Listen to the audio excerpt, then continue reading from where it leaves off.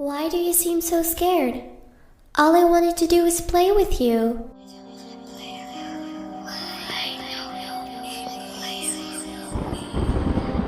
Welcome to Terror Tracks, hosted by best-selling horror author Jack Pierce. We publish new episodes every Monday at 2 a.m. EST. Go to terrortracks.com/shop if you would like to support the show, and follow us on social media at terrortracks.com/follow. Enjoy the show.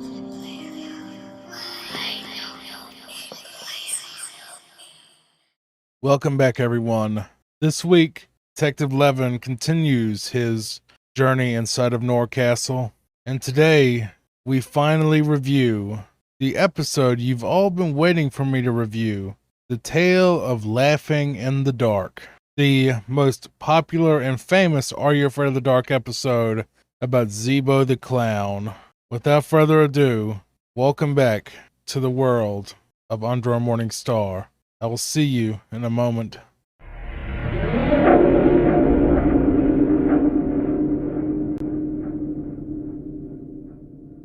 Chapter 3. Hall's Drugstore. I walked up to the downtown district, looking around at all the old landmarks. Hall's Drugstore, Charlie's Tavern, Ben's Ice Cream Shop, and Valentine's Hardware. They all looked like they were still open. I was amazed. With so few customers, how could they stay open this long? The neon sign on Hall's Drugstore said, "Open."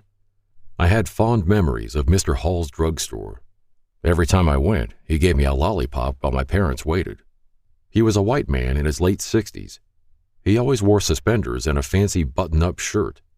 His wife, Edith, died long ago from cancer. God rest her soul. She was 10 years younger than Mr. Hall. She tended to the storefront and was blind in one eye. Every time I walked in there, she would throw up a hand, but not say much. They didn't have kids. She had a hysterectomy when she was in her 30s due to a cancerous cyst they found. Mr. Hall was always upbeat, though. He would greet us with a warm smile. If one of us ever needed school supplies, he gave them to us for free, happily. I missed him and wondered if he still owned the place now. He had to be in his late 70s and retired by now, I thought. I opened the door, the bell rang, and it brought me a wave of nostalgia. Everything seemed to be in the same place, and I could hear Mr. Hall singing to himself behind the counter. I walked through the store looking at everything and figured I would pick up some aspirin. It did bring me nostalgia, but at the same time, being back here brought unease for what laid next. "Hello, sir, can I help you?" a frail voice said from behind the counter. "Hey, is that you, Mr. Hall?" I asked. "Sure is. What's your name, Sonny?" "I'm Rick Levin. Do you remember me?" "You've grown quite a bit since I last saw you, son. So how's your mother?" "She died a while back. So did Dad." "That's a shame. They were some of my favorite customers. I'm glad you're here. I haven't seen a soul in Norcastle in the last couple years. I stay here tending to the shop just in case. It's not like there's much else I can do around here at my age." "What do you know about the murders that took place here?" "Not much, son. It's been so long ago. All I remember is the people started thinning out left and right. Once everybody was gone, all that remained were me, Andrew Valentine, Charlie, and a few others. We keep the place up and running in case anyone ever passes through. Few ever do, though. Even if they did, I wouldn't really know. I never leave the store anymore." "How did you survive?" "I tended to my shop. I guess the crazies that rampaged through the city didn't find an old man like me as a target. This strange fella did come in recently, though. He carried a large scythe. Looked like a reaper." "A reaper? What do you know about him?" "Not much, to be honest. Only met him about once or twice. He'd come in looking all scary, then disappear." "Strange." "I guess that's just how it's supposed to be. One day I'll be with my dear Edith again. I've been lonely for a long time. How long are you staying?" "Long enough to solve this case." "That'll take quite a bit of time." Mr. Hall faded away. The inside of the store began to shift. It was completely abandoned. "What the hell? Where did he go?" I said. The place was destroyed. I looked around for Mr. Hall, but he was gone. By the looks of it, the place got ransacked by junkies looking for an easy score. Whoever got in and stole the drugs must be a millionaire by now. Vicodin, Adderall, you name it, the pharmacy had it. The shelves were empty, broken, and dirty. A vision flashed before my eyes. 1950s music played from the old-timey jukebox in Hall's store. He had gotten old. He wiped the counter down. I could tell only by the window panes that no one had come into his store in a long time, but everything else was immaculate. A car pulled up and 3 guys got out. They went into the store and held it up with guns. They began bagging all the medications and robbed the till. After they were done, they shot Hall dead despite his cooperation. The 3 men ran out, jumped into their Ford Explorer and tried to take off, but the engine wouldn't start. The Wraith appeared in front of the car and smiled as it lit ablaze, cooking the 3 robbers inside. The car exploded, damaging the front of the shop, blowing out the window panes and knocking the door off of one hinge. I came out of the vision gasping for breath. What the hell was that? Is that what happened to Mr. Hall? I said. I walked around the store digging through old empty medicine bottles and receipts. With every step, I heard a sticky, gross sound. The sound you hear from a movie theater floor. I felt sad reminiscing about how vibrant it had once been. The soda machine in the back was knocked over, and empty cans littered the floor. The only merchandise left were greeting cards. I guess when the murders happened, nobody thought to grab a get-well-soon card for anyone. The counter at the front was covered with a thick, shiny film, like a coat of fresh varnish or a Coke that had been spilled. Behind the shelves, I heard someone moving around. I didn't know if it was another junkie or maybe a new owner cleaning the place up. I drew my pistol in case it was the former. "All right, buddy, come out from behind there. No fancy shit," I said. No reply. Only the sound of sticky footsteps and the smell of sulfur. "Hey, I said come out now!" The man paused and came out from behind the shelves. Every footstep sounded like he was walking in snow. Sizzling snow. He moved slowly, and the room behind him turned dark with what looked like ash. It was the faceless man from before. It walked towards me. With every footstep, it left behind a pile of cinder. "Not you again," I said. The demon hissed and stuck out its sizzling tongue. "Don't move!" It continued walking toward me, smiling. I shot a warning shot into the ceiling. "One more step and you're finished!" It kept walking toward me, holding out its pale white palm. I raised my pistol and fired twice. No effect. Not even a flinch. It smiled at me and disappeared into a cloud of ash. Where was he? The store was fully ablaze. Boards fell from the ceiling. I ran to the front door and tried to open it, but it was no use. It was locked. The fire spread faster toward me as more debris collapsed. I kicked the door repeatedly. No use. More rubble fell, and I ran slamming into the door's glass. It gave way, and I landed on the sidewalk hard. I groaned and rolled over to my right side. When I looked back, the door was boarded shut with a sign that read, "For sale." I didn't know what to think. I had so many questions. Was that some kind of hallucination? Were Dyson and Starr right about this place? Am I going insane? No, that couldn't have been true. Dr. Moore always said, if you think you are going insane, you're not. The truly insane don't know they are insane.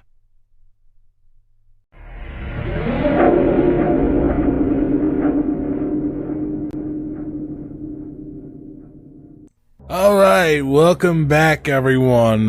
Hope you enjoyed that episode of Condemned, and now we're into probably your favorite segment at this point, besides maybe Condemned, which is the Are You Afraid of the Dark review. And I'm sure you've been waiting for this one, where I review Laughing in the Dark, probably the most popular episode of that show, the episode that everyone remembers is the best one, and every list you see online talks about how scary this episode was and how it was the best one ever. And I hated it. I hated this episode. I felt insulted by this episode. I'm not even joking. I'm not trying to troll you. I have about 5 pages of notes we need to get through because this 30-minute episode made me just so angry as a horror author. And it's not because of the acting this time, because remember in the first 2 episodes, you had the little boy who was annoying, and we're going to actually move the Phantom Cab from a 5 to a 3, and you'll see why in a minute. You had the Phantom Cab where the little boy was really annoying and had terrible lines, and just, he was probably the worst child actor I've ever seen. And I'm not trying to be cruel to him, and I'm sure he had a great career after, but that particular episode, he nearly ruined it.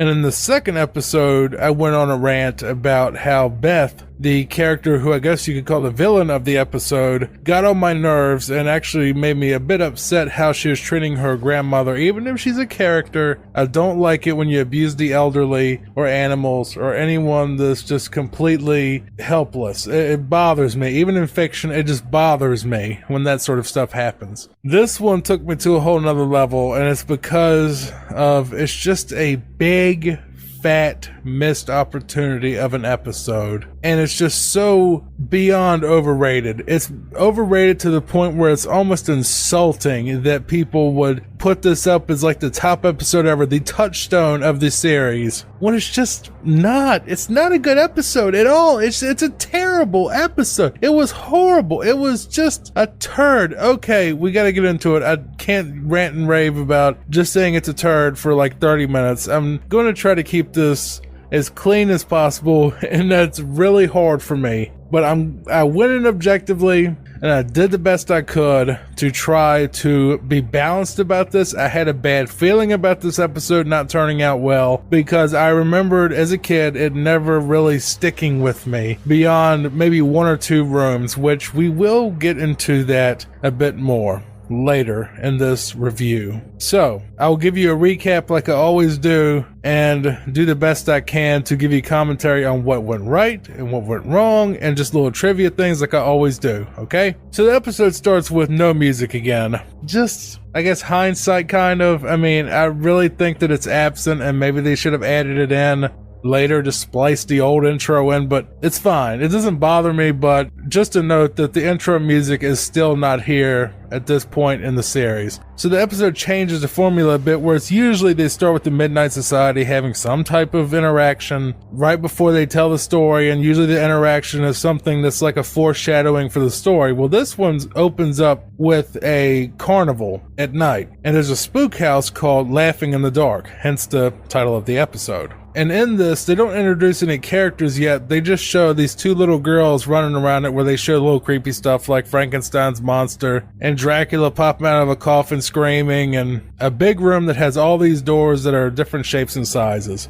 We will get into this room a lot more later in the episode, and how it is one of the few good things about this episode, and how it may have even been a huge inspiration on my writing. But we'll get to that in a little bit. So the 2 little girls are exploring and screaming unconvincingly. I mean, at this point, I guess Are You Afraid of the Dark didn't have enough budget for child actors, but they did the same thing that they did in the last 2 episodes, where they had the people staring at the camera and screaming, and it just doesn't look like they're actually scared. And the reason I say this, and I know that you're probably yelling at me now like you always do with this segment, saying, Jack, it is a kid's show. I'm going to say this one more time. I know, but the problem is I'm holding each episode that I watch to the standard of later episodes in the series that are just as good as any adult anthology series, that will rival, if not beat, the classics like The Twilight Zone, The Outer Limits, Alfred Hitchcock Presents. Even my own work has been influenced by this series, because in later seasons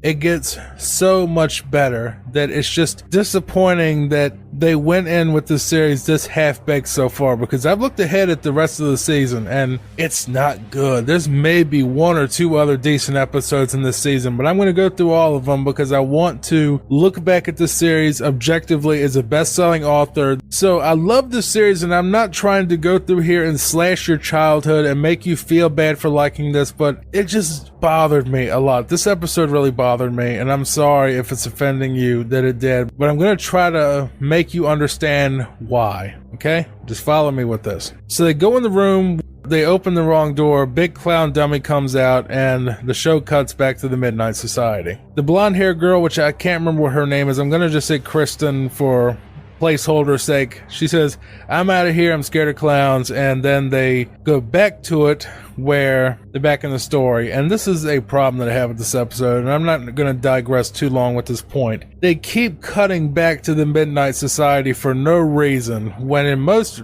episodes they will start the show with the Midnight Society and end it with them, but there is no cutting away back to the real world in this show, and they did that way too many times in this episode, like to an insulting degree. That's another problem I had. It just kept breaking the immersion. So we go back to the carnival, and there's 3 kids. One's name was Josh, who is the bully of the episode, I guess you could say, because they always have to have one for some reason so far, but it's fine. Ouija, who is the victim of the bully, just like the younger brother in the first one and the Amanda girl from the second one. Ouija is our kid that gets bullied, and then there's the little sister Kathy, who has absolutely no point in this episode, so we're just going to ignore her for the most part. So they all stand outside of the fun house where Zebo is, and the girl decides that it's too scary and claims that it's haunted. A carny shows up saying that Zebo the clown is inside of the fun house, and he says the quote that you all probably remember: pick the right door and you'll go free.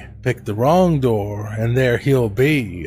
The carny is played by a man named Aaron Tager, is how I'm going to pronounce it for this episode at least. He is the same person who played Dr. Vink and will play him in future episodes. And he also plays Zebo in this episode, which we're going to go into why that doesn't make sense later. But in this one, he has short hair and a shaved face, and it looked like he lost like 200 pounds, but then he gained it back somehow in later episodes.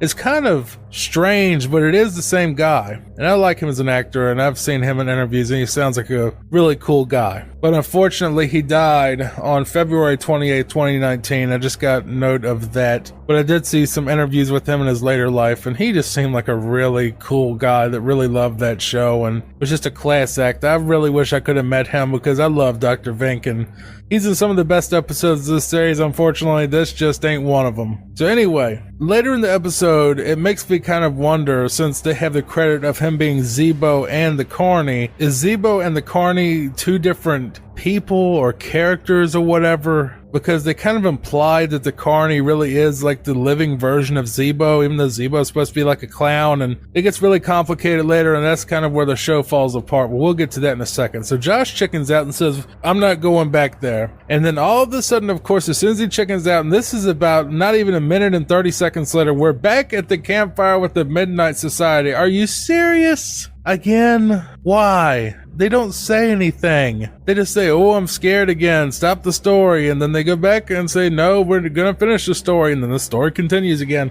I don't understand why they did this, but it really just was jarring, jumping from the real world to the story, like over and over for no reason. Anyway, so the kids are back in, I guess, one of their bedrooms where it has a little hockey thing set up. And so one of the kids tells the story that the real Zebo had stolen a huge pot of money from the carnival that they were at back in the 1920s, and he hid inside the original spook house and had burned down because he threw a cigar in there and forgot where it was, and he died. So essentially Zebo is Freddy Krueger, but instead of killing children, he was a thief, I guess. So Ouija dares Josh to go into the spook house alone, and Josh grabs Ouija and pushes him back into the camera. And this shot gets a point just for the reference it's making, because you know I do it on a 10-point scale. This one shot where Josh grabs Ouija and pushes him into the camera, where the camera cuts to black and they fade back out and they're all of a sudden back in front of the spook house at night.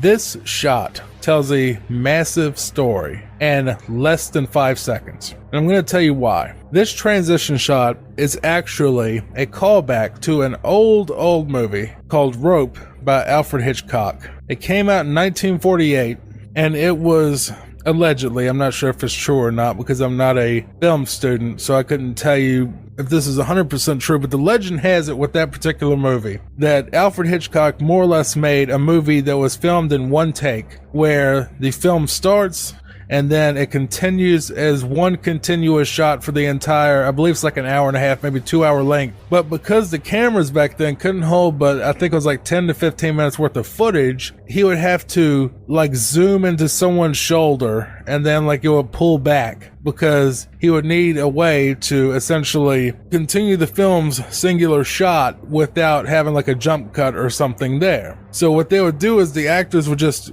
have the camera zoom in on a shoulder or the table or something solid, and they would change the film out real quick and you wouldn't notice because it was focused on the exact same static object. And that's what they did in this, is they sort of zoomed in on the shoulder and they pulled back, and they did that a lot in Rope. And I love the movie Rope. It's a great movie and you need to see it sometime. It's one of the best thriller movies of all time. And I just was really impressed by that, because I just like the shot in general. I just like that whole, they sort of warp without it being sort of like, a jump cut to a different space. That transition alone just made me smile and just made me really happy seeing that they were paying homage to Alfred Hitchcock there. So that was really cool seeing that. So they get a point for that alone. So even if I hate this episode, it's at least a 1 out of 10 because of that one little shot that they did with the camera. So Josh tells Ouija that he's going to steal Zebo's nose, and if he gets it, that Josh is going to make Ouija wear it for a week. And there's a plot hole here that kind of bugs me, but there's an even bigger one after this that it's going to basically ruin the episode for me entirely. How did he know that Zebo was a dummy in there and he had a nose that could be stolen if Josh hadn't been in that funhouse period? No one ever mentions a nose before this. So somehow he just knows that there's going to be a nose to steal. And that bugged me because it just immediately hit me. I'm like, but you chickened out. It's not like you went in there once and forgot the nose. Now you're going to go back and get it this time for sure. So it bugged me a little bit. That's fine. It gets a lot worse from here. So another plot hole that really just irked me was Josh goes into the fun house and he's not scared by anything, and he sees all the same stuff the little girls did see from the opening. And he looks in this mirror and there's a human that is dressed up like Zebo, and he laughs with a cigar in his hand and says, "What do you think I am, some kind of clown?" And it's a human in the mirror, a human actor, not an animatronic like the rest of the house, an actual human. He's there for less than 2 seconds. He's there long enough to scare you and that's it. But he never shows up again. He's never mentioned again. This human actor that dressed up as the clown that is supposed to be the icon of the series never shows up again after he shows up in that horrifying shot. And that just made me just disgusted. Because if they would have had that human actor actually play out his role like so many other humans have when they played villains in this show, I could see this being number one. If you had that guy chasing the kid around, stalking him, doing stuff like that, but he just never shows up again for some reason, and I don't understand why. And for years, I thought that I was just seeing stuff or just remembering things wrong, that there was a clown there in actual full makeup and costume. And I thought that I had made that up in my head because, I make up a lot of stories. So that one bothered me for years. But now seeing it again and seeing that it was a real human actor inside of that clown suit, inside that mirror, where they could have done so much with that but decided not to, it made me mad. It just really made me mad because it was such a perfect setup where the guy could have screamed and he's trying to escape the thing and Zebo comes out of the mirror and he chases him around or something, saying, "Hey kid, you want my nose?" or something. I mean, it would have been horrifying because they've had plenty of other villains that stalk and chase their victims down in this show. That's like a massive element of horror, is having a villain chase somebody that's helpless, that has no weapon to defend themselves. That's like horror 101, and they missed that opportunity, and that ruined the episode for me. But we still got a lot of time to go, so let's get through this because I have another 3 or 4 pages. So we magically forget that this clown exists for some reason. Maybe the guy got fired. I don't know what happened, but we forget he exists, and the guy turns down a hall, and all of a sudden this animatronic dragon comes out with a flamethrower attached to its mouth, breathing fire. And if that kid didn't stop, he could have been burned to death by this spook house thing. And lost the immersion entirely for me at that point, because I just started thinking, instead of, ooh, scary dragon, jump scare thing, I was thinking safety hazard, lawsuit, kid getting killed in there, maybe setting the place on fire again like Zebo did, since apparently he did it with just a cigar. But anyway, Josh makes it to a dead end where there's arrows going left and right, and I love this shot. I love this imagery of having a dead end with the arrows going left and right with no possible way of understanding how to get anywhere else. I think, if I'm not mistaken, I used that exact same sort of imagery in Under a Morning Star at the end of Blaine's Funhouse, where I based the last room that David goes into when he's trying to escape the funhouse, where he goes into the Zebo room, which now we're going to talk about, because this is wonderful. This gives me at least 2 or 3 points to the good because of this one room they built. So Josh looks around and can't figure out how to get out of there, so he just sort of leans up against the wall, and then the door spins around and he gets thrown into this room with 8 doors. Or maybe it was 6, I wasn't really paying attention, but I think it was 8. So he ends up in the room with the 6 doors, and remember, pick the right door and you'll go free. Pick the wrong door and there he'll be. This room was a huge inspiration for a scene in Under a Morning Star, which was actually going to be the final location for the White Room radio drama I was writing, that I may eventually release. This room alone was a huge inspiration for me, and I love this room, and I love how it's shot, I love the shapes, I love the concept of having a room where only there's one way in and one way out, and if you pick the wrong door, you'll get killed. I love that concept, and I stole it, and it worked out great. But in Under a Morning Star, Blaine's Funhouse was an arcade, not a spook house. Anyway, so he opens door number 5 and has bars with a cheap skull sort of swinging back and forth and screaming. It was kind of cheesy, but it's funny. The next door he picks is door number 4, which is the way out. So he sees that he can get out, but he's like, I forgot the nose. So he goes to door number 6, and this big, I guess 7 or 8 foot tall clown dummy comes out, and it's like laughing, and it has this big red nose on it. But it's not the human that was in the mirror, like I said, because we've apparently forgotten that there was a human in the mirror for whatever reason. I don't understand why they didn't have the dummy in the mirror, because they had dummies of everything else, and then had the human pop out of door number 6. So anyway, Josh steals the nose, he escapes through the door, and then they slowly pan back to the door where Zebo was after the door is shut, and you can see there's a light on in there and there's smoke coming from under the door. So I'm guessing human Zebo was in there, or the dummy started smoking for some reason. They don't answer it, but let's move on. And we cut back to the Midnight Society again for absolutely no reason. Are you serious? And they just go and basically say, I'm scared, I have a cramp. And then they just, all right, well, we're going to continue the story. I'm like, why did you cut back? Why did you waste the kids' actors' time and the editor's time with this? Cutting back to the Midnight Society mid-story for no reason. Okay, so they cut back to Ouija, and he's wearing the clown nose, and a minute later, Josh smells cigars from the backyard. He turns the corner, sees nothing, and then when you pan back after Josh has left the shot, you see cigar smoke, but no clown. Once again, why? Why did they ditch this live actor? So a few minutes later, Ouija calls Josh and apologizes for being a dick for some reason. I don't understand why he's apologizing to Josh, but he does. Josh says, okay, but you still have to wear the nose for one day instead of a week. And Josh is cooking spaghetti for his dinner, but for some reason the spaghetti turns into cigars, and you see a giant footprint in chocolate pudding for some reason with a Z on the foot. I'm guessing the pudding just magically appeared, or maybe Zebo crapped himself when he went in the house. I don't know why there's pudding there. There's no reason to be any pudding there. He didn't bring any out, but whatever. I mean, the show is already beyond inconsistent with this episode, so I'm just going to give it a pass and keep going. So Zebo apparently breaks into the kid's house, but we just never see him. For some reason, we don't see the clown, and he's not invisible either. So Josh goes in his room, he locks the door, is talking to Ouija on the phone, basically saying, you gotta help me call the cops, whatever he was saying. I'm starting to tune it out at this point because of how much is bothering me that I don't see that human in the clown costume anymore. That was so terrifying looking. And the clown blows a balloon under the door that says give it back on the balloon. Like Pennywise, I guess. So Josh goes back, gives Zebo his nose back, gives him a box of cigars that somehow he got, even though he was like 14 in the show, and who cares at this point? Josh escapes, show is over. Zebo, I guess he just goes and smokes all the cigars and laughs or something. I don't know. Final rating, okay. We have to move some things around. The Phantom Cab was a 5. Now it's going back to a 3. This one is going to be a 5 out of 10.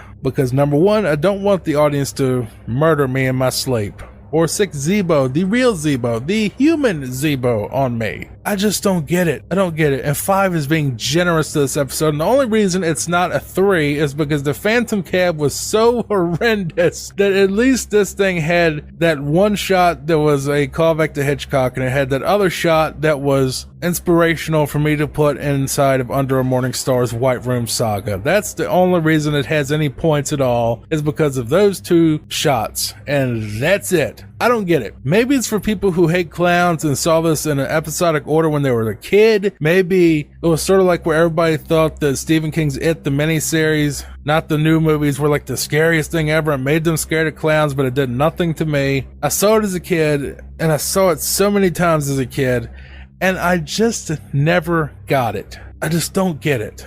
The problem this time isn't acting or characters, it's just the fact that we have Zebo, which is supposed to be this iconic villain that is supposed to be like the poster child for this wonderful series that gets so much better after season 1. It even has a few all-time classics in season 1, like Tale of the Super Specs, which is awesome. I love that episode. This episode is just a turd. I'm sorry, folks, I can't see the merit of this episode, even when I'm not scared of clowns, which I kind of am when we get to the Crimson Clown episode later. But this one was just painful, and it was insulting to me that so many other episodes that were so much better got passed over for this trash. The biggest problem, it's just the fact that they had the guy that they put in a Zebo shit and never used him. It's the fact that we are pushed to believe that this incredible villain, who is the touchstone of the entire series, is a dummy who never does anything except for make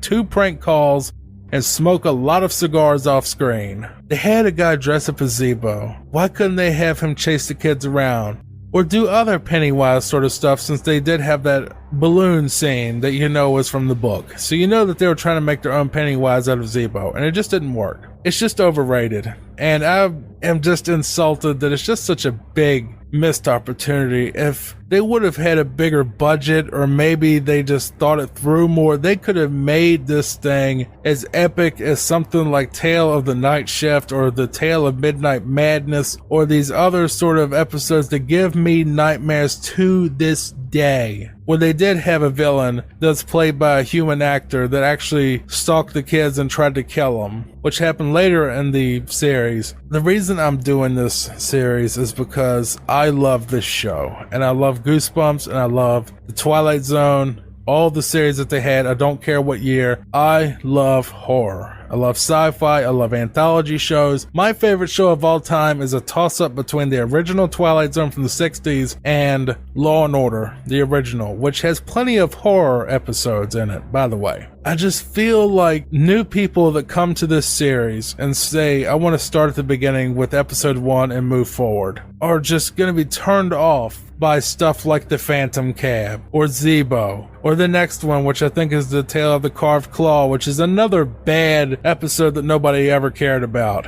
I know it's a kid's show, but it's part of my childhood. You know, there's so many better episodes that should be touchstones of this series that are not the Zebo episode at all. I'll list off a few of my favorites in case you want to watch some really good ones and see what the show really did have to offer that, you know, you're missing so far with these reviews. Look up The Tale of the Phone Police, The Hatching, Dead Man's Float, The Crimson Clown, The Ghastly Grinner, The Wisdom Glass, Midnight Madness, The Night Shift. I believe there's another one called The Tale of the Door Unlocked. That was a great one. Then there was one, I think it was called The Tale of the Unfinished Painting. That's another great one. These are episodes that just completely eclipse anything that I've reviewed so far. And the reason I'm going episode by episode from the beginning is because I want to cover the entire ground so you can see how this show started off as a really rocky, messy, just a horrible show that would not have even passed kids' standards back in the day, and turned into one of the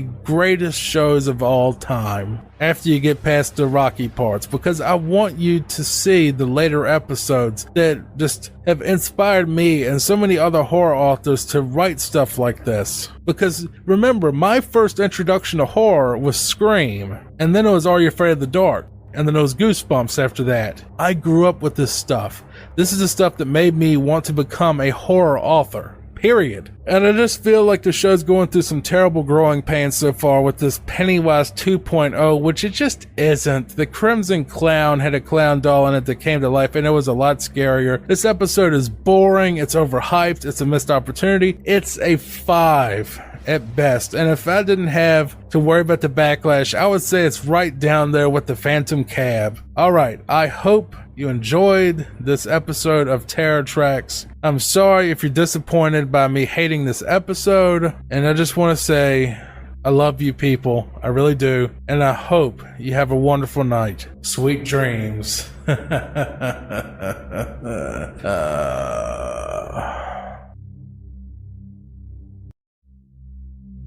Thanks for listening. If you'd like to follow us, go to terrortracks.com/follow. Also, please check out our Patreon, where you can get cool merch, writing lessons, and other awesome rewards starting at $5 a month at patreon.com/terrortracks. See you next week. Goodbye for now.